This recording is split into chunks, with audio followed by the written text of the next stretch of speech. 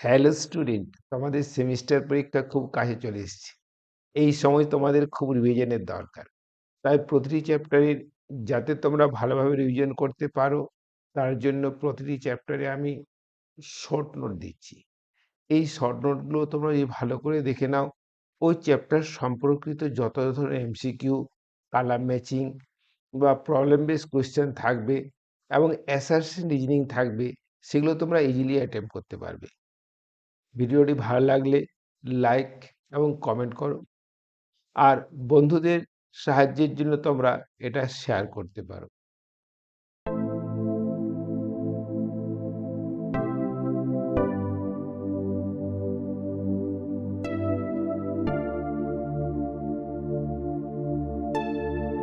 আজকের আলোচনার বিষয় হলো সমতলীয় গতি। এই চ্যাপ্টারের প্রথম বিষয়টি হলো আপেক্ষিক বেগ। দেখো, একটি বস্তুর সাপেক্ষে অন্য বস্তুর বেগকে আপেক্ষিক বেগ বলে। ধরো, এই বস্তু এ এর বেগ হলো ভি এ, আবার বস্তু বি এর বেগ হলো ভি বি। এদের মধ্যবর্তী কোণ থিটা, তাই না? এখন তোমরা এই বি এর সাপেক্ষে এর আপেক্ষিক বেগ বের করবে। তাহলে এই বি এর সাপেক্ষে এর আপেক্ষিক বেগ ভি এ বি সমান কি বলতো? ভি এ ভেক্টর মাইনাস ভিবি ভেক্টর। অর্থাৎ যার সাপেক্ষে করছো তার বেগটা মাইনাস করতে হবে। তাহলে আপেক্ষিক বেগ হলো দুটো ভেক্টরের বিয়োগ। দেখো, আপেক্ষিক বেগের প্রবলেমগুলো সলভ করার জন্য দুটো নিয়ম আছে। একটা নর্মাল ভেক্টর প্রসিজার, অর্থাৎ কি বলতো, V A B equals to root under of কি বলতো এটা, V A square plus V B square minus two V A V B cos theta. আরেকটা আইজেকে মেথড ধরি। কি বলতো, একটা হচ্ছে এক্স অক্ষ বরাবর বা পূর্ব দিক বরাবর একক ভেক্টর আই কেপ ধরো, এবং উত্তর দিক বরাবর একক ভেক্টর জে কেপ ধরো, তাই না? তো আমার মনে হয় এই দ্বিতীয়টা বেশি সুবিধাজনক হয়, কারণ এখানে তোমরা ইজিলি এবং সহজে ডিরেকশনটা পেয়ে যাও।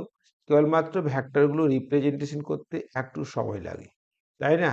আপ- এরপরে নদী পারাপার, এরপরে বৃষ্টি পড়ার অঙ্কগুলো একই নিয়ম। বৃষ্টির আপেক্ষিক বেগ আর এই আপেক্ষিকের মধ্যে কোনো তফাৎ নেই। ধরো, কোনো একটা লোকের বেগ ধরে নাও ভি এম, বৃষ্টির বেগ কি বলতো? ভি আর। তাহলে লোকটার সাপেক্ষে বৃষ্টির বেগ হবে ভি আর এম ভেক্টর সমান কি বলতো? ভি আর ভেক্টর মাইনাস কি বলতো? V M vector. বোঝা গেল? তাহলে এখান থেকে তোমরা ইজিলি সলভ করে নিতে পারবে। এরপরে নদী পারাপারের অঙ্কগুলো। দেখো, এই নদী পারাপারের অঙ্কগুলো একটু ভালো করে দেখে নাও। ধরো, কোনো একটা নদী ধরো এইরকম পশ্চিম দিক থেকে পূর্ব দিকে যাচ্ছে, অর্থাৎ স্রোতের বেগ এইভাবে পশ্চিম থেকে পূর্ব দিক বরাবর, তাই না? এবং স্রোতের বেগ ইউ ধরে নাও। একজন সাঁতারু ধরো এইখানে দক্ষিণ দিকে দাঁড়িয়ে আছে, সে উত্তর দিকের এই বিন্দুতে পৌঁছাবে, মানে কি বলতো, সরাসরি বিপরীত বিন্দুতে পৌঁছাবে এ থেকে বি দিকে, তাই না? তো ধরে নাও এই যে এই নদীটা আছে না, এর চৌড়াটা আছে ডি। তো যদি সে এরকম সরাসরি যায়, যদি এরকম সোজাভাবে বেরিয়ে যায়, তাহলে সে কিন্তু বি বিন্দুতে পৌঁছাবে না, তাই না? তাই ধরে নাও এ উপরের দিকে পাড়ের সঙ্গে থিটা করে অগ্রসর হচ্ছে, বেগটা ভি ধরে নাও। তাহলে বলো তো, এই স্রোতের বিপরীত দিক দিয়ে, তাহলে স্রোতের বিপরীত অভিমুখে বেগ কত হলো বলো তো? না, ভি কস থিটা। আর কি বলতো, স্রোতের অবিলম্ব বেগ কত হলো বলো তো? V sine theta. দেখো, তোমরা জানো এই ভি সাইন থিটা বেগটা কেবলমাত্র নদী পারাপারে সাহায্য করবে। তাহলে বলো তো, এই নদী পারাপারের সময় টি কত হবে বলো? টি ইকুয়ালস টু নদীটি কত চৌড়া ডি ডিভাইড বাই কি বলতো, স্রোতের অবিলম্ব হয় বেগ, অর্থাৎ ভি সাইন থিটা। এইটা কখনোই ভুলবে না। এটা হলো কি বলতো, নদী পারাপারের সময়। বোঝা গেল? এরপরে দেখো, যদি ভি কস থিটার মানটা ইউ থেকে বেশি হয়, তাহলে লোকটা বি এর ওপরের কোন বিন্দুতে পৌঁছাবে। আবার যদি কম হয় তাহলে বি এর নিচের কোন বিন্দুতে পৌঁছাবে। আর যদি সমান হয় তাহলে কি বলতো একেবারে বি বিন্দুতে পৌঁছাবে। এরপরে দেখো প্রথম বিশেষ ক্ষেত্র, সরাসরি বিপরীত বিন্দুতে পৌঁছানোর শর্ত, অথবা ন্যূনতম দূরত্বে নদী পারাপারের শর্ত। কি হবে বলতো, এক্ষেত্রে শর্তটা হলো ভি কস থিটা সমান ইউ হতে হবে। তাহলে কস থিটার মান কত হলো বলতো, cos theta equals to you by V. তাহলে সময় যে তোমরা জানো টি ইকুয়ালস টু এটা, এইখানে এই শর্তটা প্রয়োগ করো। তাহলে দেখো সময় এই থেকে লিখে নাও কত বলতো, t equals to d by v sine theta. D by v sine থিটাটা লিখে নাও 1 minus root under cos square theta, তাই না? তাহলে দেখো এটা d by v into root under of 1 minus u square by v square সমান কত এলো বলো তো, d by root under of, এটা হচ্ছে v square minus u square. বোঝা গেল? এটা হলো কি বলতো, সরাসরি বিবিন্দুতে পৌঁছানোর শর্ত, অথবা ন্যূনতম দূরত্বের নদী পারাপারের শর্ত। ওকে, এবার দ্বিতীয় বিশেষ ক্ষেত্র, দেখো ন্যূনতম সময়ের নদী পারাপার।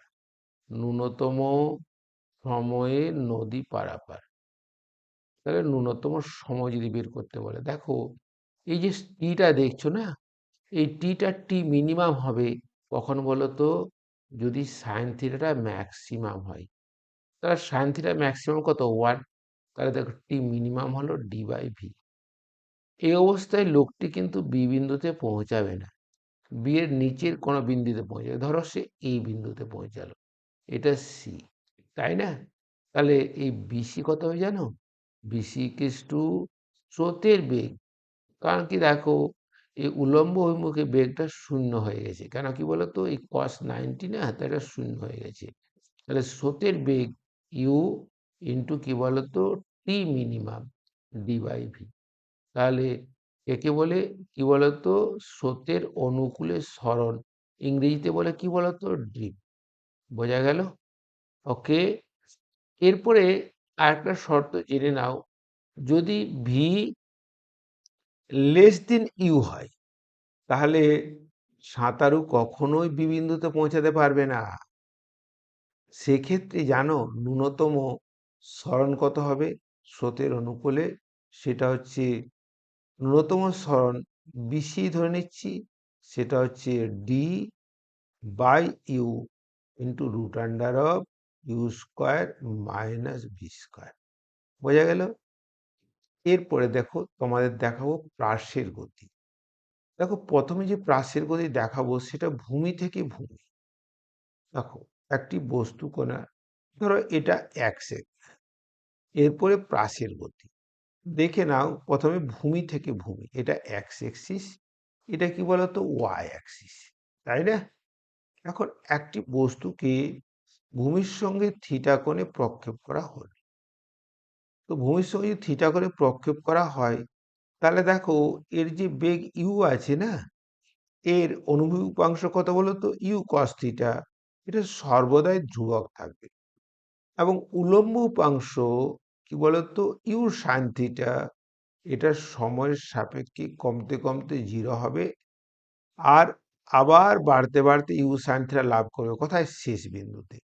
তাহলে দেখো কেন হবে বলতো, কারণ এইদিকে অবিকর্ষের ত্বরণ জি আছে। তাহলে ইউ সাইন থিটার পরিবর্তন হবে, কিন্তু ইউ কস থিটার কোনো পরিবর্তন হবে না, তাই না? তাহলে এই দুটো বেগের জন্য একদিকে ত্বরণ, এই দুটো গতির জন্য একদিকে কি বলতো সমগতি, আর একদিকে কি বলতো সমমন্দনে গতি। এই গতির জন্য বস্তুটির গতিপথ হবে অধিবৃত্তাকার, এইরকম, তাই না? ওকে, এটা এক্স। এখন বলো, আমরা বিভিন্ন শর্তগুলো দেখাবো। দেখো প্রথমে উড্ডয়ন কাল। দেখো উড্ডয়ন কাল হচ্ছে টি ইকুয়াল টু কি বলতো না, 2 ইন্টু উলম্ব বেগ 2 you sine theta by g. বোঝা গেল? তাহলে এইখান থেকে বলো তো, ইউ সাইন থিটা তোমরা কত পাবে, না ইউ সাইন থিটার সমান হবে জিটি বাই। এরপরে সর্বোচ্চ উচ্চতা। দেখো সর্বোচ্চ উচ্চতা এইচ কত হবে বলো তো? না উলম্ব বেগের বর্গ ইউ সাইন থিটা এর বর্গ বাই কি বলতো 2g। তার মানে কত পেলে বলো তো? U square sine square theta divide by 2g। আবার দেখো যদি U sine theta equal to GT by 2 বসিয়ে দাও, তাহলে কত হবে বলো তো? 1/2g into G square T square by 4, মানে হলো 1/8 জি টি স্কয়ার। এটা হলো কি বলতো? সর্বোচ্চ উচ্চতার ফর্মুলা। তাহলে দেখো সর্বোচ্চ উচ্চতা দুটো ফর্মুলা পেলে, একটা 1/8 জি টি স্কয়ার, দেখবে এটা কোনো বইয়ে দেওয়া নেই, এটা তোমাদের জন্য খুব বোনাস পয়েন্ট হয়ে গেল এবং খুব সহজেই অনেক প্রবলেম সলভ করতে পারবে। আর এটা কি বলতো? বোঝা গেল? এরপরে দেখো এই সর্বোচ্চ বিন্দুতে বেগ কত জানো? কেবলমাত্র ইউ কস থিটা, কারণ উলম্ব বেগটা শূন্য হয়ে যায়। কেন শূন্য হয়? কারণ ওদিকে ত্বরণ আছে। তাহলে এটা হলো ইউ কস থিটা।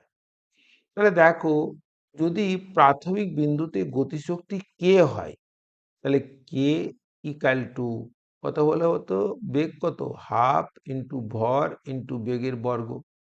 তাহলে সর্বোচ্চ বিন্দুতে গতিশক্তি কে ড্যাশ কত হবে বলো তো? না half M U square cos square theta. তাহলে কত? এটা কে কস স্কয়ার থিটা হলো কিনা বলো? তাহলে দেখো এটা সর্বোচ্চ বিন্দু আর প্রাথমিক বিন্দুতে বেগের বেগের সম্পর্ক।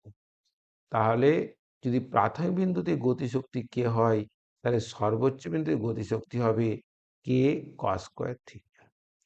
এরপরে আমরা দেখো যে কোনো বিন্দুতে বেগ বের করব। দেখো যে কোনো বিন্দুতে বেগ, তোমার এই যে অনুভূমিক বেগটা ইউ কস থিটা সবসময় কি বলতো? একই থাকবে। কেবলমাত্র চেঞ্জ হবে উলম্ব বেগ। উলম্ব বেগ কত বলতো? না হয়ে যাবে U sine theta minus GT. তাহলে এই কোনো সময়ে বেগ ভেক্টর অনুভূমিকের সঙ্গে যে কোণ করে সেটা ফাই ধরে নিচ্ছি। তাহলে বলতো ট্যান ফাই কত হবে? না ট্যান ফাই হবে কত বলতো? কার সঙ্গে কোণ করেছে? অনুভূমিকের সঙ্গে কোণ করেছে। তাহলে অনুভূমিক অংশটা নিচে থাকবে U cos theta divide by কি বলতো? এটা U sine theta minus GT. বোঝা গেল? তাহলে এই যে সম্পর্কটা পেলে tan phi equal to U sine theta minus GT divide by U cos theta, এটা যে কোনো মুহূর্তে বেগ ভেক্টর অনুভূমিকের সঙ্গে যে কোণ করে তার সূত্র। এরপরে আমরা বের করব প্রসার। দেখো প্রসার হচ্ছে কি বলতো? অনুভূমিক বেগ ইন্টু উড্ডয়নকাল। অনুভূমিক কত? ইউ কস থিটা, তাই না? আর উড্ডয়নকাল এই যে এখানে পেয়েছো 2u সাইন থিটা বাই জি, বসিয়ে দাও 2u sine theta divide by g. তাহলে দেখো এটা আসবে u square 2 sine theta cos theta মানে সাইন 2 থিটা, তাহলে u square sine 2 theta divide by g. আবার দেখো, দেখো সাইন থিটা আর সাইন 90 ডিগ্রি মাইনাস থিটা এর মান সমান, সমান কিনা বলো? তাহলে দেখো যদি এইখানে একটা সম্পর্ক করে নাও, R equal to u square sine 180 degree minus 2 theta by কি বলতো? জি, তাই না? তাহলে এখান থেকে লিখতে পারো না ইউ স্কয়ার, এটা কি বলতো? Sine 2 into 90 degree minus theta by কি বলতো? জি। তাহলে কি হলো দেখো তো? এই থিটা এবং 90 ডিগ্রি মাইনাস থিটা, দেখো এই যে থিটা এবং 90 ডিগ্রি মাইনাস থিটা কোণে কি বলতো? প্রসার সমান। এটা ভালো করে মনে রেখে নিও, তাই না? এরপরে দেখো পাশের যে কোনো বিন্দুতে বেগ। দেখো যে কোনো বিন্দুতে বেগ কি বলতো? এটা অনুভূমিক বেগ, এটা উলম্ব বেগ। তা যদি আমরা এক্স অক্ষ বরাবর একক ভেক্টর আই কেও ধরে নিই এবং ওয়াই অক্ষ বরাবর একক ভেক্টর জে কেও ধরে নিই, তাহলে যে কোনো বিন্দুতে বেগ ভেক্টর হবে কি বলতো? এটা U cos theta I cap plus U sine theta minus GT, এটা জে ক্যাপ, তাই না? এরপরে দেখো যে কোনো বিন্দুতে অবস্থান ভেক্টর, দেখো আর ভেক্টর, ধরো এটা পি ধরো এক্স কমা ওয়াই। ধরো মানে টি সময় পরে বস্তু কণাটি পি এক্স কমা ওয়াই বিন্দুতে পৌঁছেছে, তাহলে কি বলতো, এটা হলো ওয়াই, তাই না? আর এখান থেকে এটা হলো এক্স, তাহলে আমরা কি লিখতে পারি, R vector equal to x i cap plus y j cap, লিখতে পারি কিনা বলো? তাহলে আমরা এখান থেকে লিখতে পারি এটা ইউ কস থিটা ইন্টু টি, এটা কি বলতো আই ক্যাপ প্লাস এটা উলম্ব গতি, মানে কি বলতো U sine theta minus half G টি স্কোয়ার, এটা কি বলতো জে ক্যাপ, তাই না? আমরা এখান থেকে জানো প্রাসের গতিপথের সমীকরণ বের করে নিতে পারি। বলতো কি করে বের করব? দেখো আমরা এখানে এক্স তো পেয়েছি, এক্স ওয়ান কত পেলাম বলতো, ইউ কস থিটা ইন্টু টি। আবার ওয়াইও পেয়েছি, পেয়েছি কিনা বলো, ওয়াই ইকুয়ালস টু কি পেয়েছি বলো তো, না U sine theta minus half G টি স্কোয়ার, বোঝা গেল? তাহলে এখন বলো তোমরা, যদি আমরা এখান থেকে টি কে সরাতে পারি, কোথা থেকে সরাতে পারি টি কে বলো তো, যে X equal to U cos theta into T, আর Y equal to U sine theta into T minus half G T square. তাহলে এখান থেকে টি কে সরিয়ে দিই, তাহলে আমরা এক্স ওয়াই একটা রিলেশন পাবো, একে বলে কি বলতো প্রাসের গতিপথ, মানে ট্রাজেক্টরি অফ প্রজেক্টাইল। তাহলে দেখো প্রথম সমীকরণ থেকে আমরা টি ইকুয়ালস টু কত পাবো বলতো, X by U cos theta পাবো কিনা বলো? ঠিক আছে, এটা দ্বিতীয় সমীকরণে বসিয়ে দিচ্ছি, Y equal to U sine theta into X by U cos theta, এটা কস থিটা, হ্যাঁ, মাইনাস হাফ জি ইন্টু কি বলতো, এটা X square divide by U square cos square theta. তাহলে দেখো এখানে পাচ্ছ এক্স টেন থিটা মাইনাস কি বলতো g x square by two u square cos square theta.